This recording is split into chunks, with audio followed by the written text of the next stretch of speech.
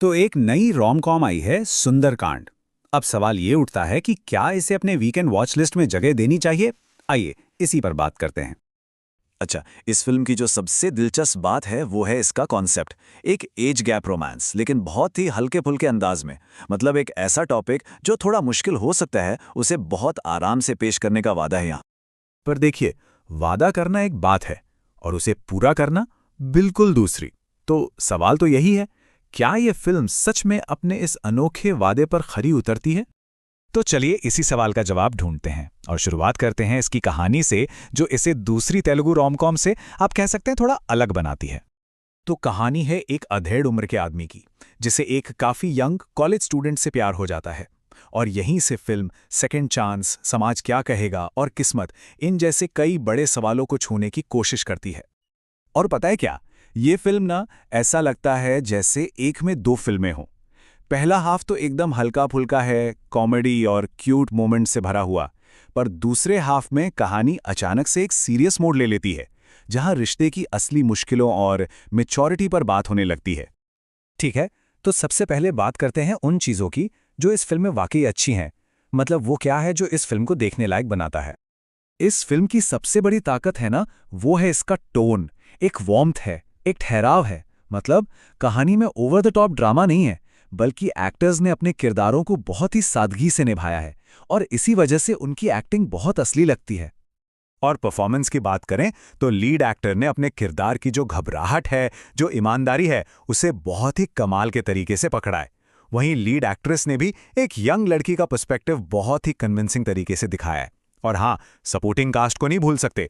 उन्होंने ह्यूमर और फैमिली वाला एंगल जोड़कर कहानी को और मजबूत किया है। लेकिन इन सब परफॉर्मेंस के सेंटर में हैं ये दोनों। सच कहूं तो पूरी फिल्म इन्हीं के कंधों पर है और इनकी केमिस्ट्री वो बनावटी नहीं लगती, बहुत नेचुरल है, बहुत सच्ची। आपको उनके रिश्ते पर यकीन होने लगता है और बस यही तो इस फिल्म का दिल है। तो मोटे तौर पर कहें तो फिल्म की असली ताकत इसकी सिंप्लिसिटी में है। लीड्स के बीच की केमिस्ट्री, साफ सुथरी कैंपस कॉमेडी और देखने में अच्छे विजुअल्स, ये सब मिलकर इसे एक कह सकते हैं कंफर्ट वॉच बनाते हैं। एक फैमिली फ्रेंडली फिल्म। पर जैसा कि हमने शुरू में ही कहा था, फिल्म परफेक्ट नहीं है। तो अब बात करते हैं उन हिस्सों की जहां कहानी थोड़ी लड़खड़ा जाती है और शायद देखने वालों को निराश भी कर सकती है। फिल्म की सबसे बड़ी प्रॉब्लम है इसकी पेसिंग। पहला हाफ तो एकदम तेज रफ्तार ट्रेन जैसा लगता है, मजेदार और एंगेजिंग। पर सेकंड हाफ में अचानक ब्रेक लग जाता है, कहानी धीमी हो जाती है और कुछ गैर जरूरी मोड़ों में भटकने लगती है। और ये चीज ना मजा थोड़ा किरकिरा कर देती है। और यही मिला जुला सा असर फिल्म के डायलॉग्स में भी देखने को मिलता है। कहीं पर तो किरदारों के बीच बहुत मजेदार नोक-झोंक है और फिर अचानक से बातचीत एकदम लेक्चर जैसी लगने लगती है। इससे होता यह है कि कहानी का जो इम्पैक्ट है वो थोड़ा कम हो जाता है। तो देखा जाए तो फिल्म की जो कमजोरियां हैं वो ज्यादातर राइटिंग में हैं। कहानी मुश्किल सवालों से बच निकलने के लिए आसान रास्ते ले लेती है। समाज का दबाव, इस मुद्दे को भी बस ऊपर ऊपर से छुआ गया है और उपदेश जैसे डायलॉग्स की वजह से सेकंड हाफ थोड़ा खिंचा हुआ सा लगता है। तो इन सारी अच्छी बुरी बातों के बाद आते हैं फाइनल वर्डिक्ट पर। तो क्या ये फिल्म देखनी चाहिए? क्या इसके लिए अपना कीमती समय निकालना सही रहेगा? देखिए, सुंदरकांड आखिर में एक फील गुड फिल्म है।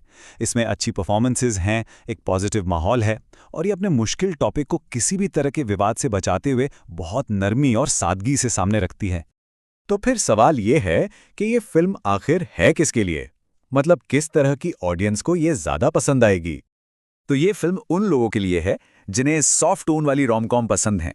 मतलब जिनमें ड्रामा से ज्यादा वार्मथ हो, या अगर साफ सुथरी कैंपस कॉमेडी अच्छी लगती है, या फिर बस एक सुकून देने वाली फिल्म देखने का मन है जिसका अंत अच्छा हो, तो सुंदरकांड एक बढ़िया चॉइस हो सकती है।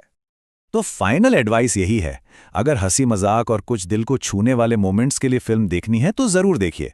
पर हाँ, अगर एक बहुत गहरी लेयर्ड कहानी की उम्मीद लेकर जा रहे हैं तो शायद थोड़ी निराशा हाथ लगे। और आखिर में एक सवाल जो ये फिल्म छोड़ जाती है, क्या किसी कहानी में सादगी और गहराई एक साथ हो सकती हैं?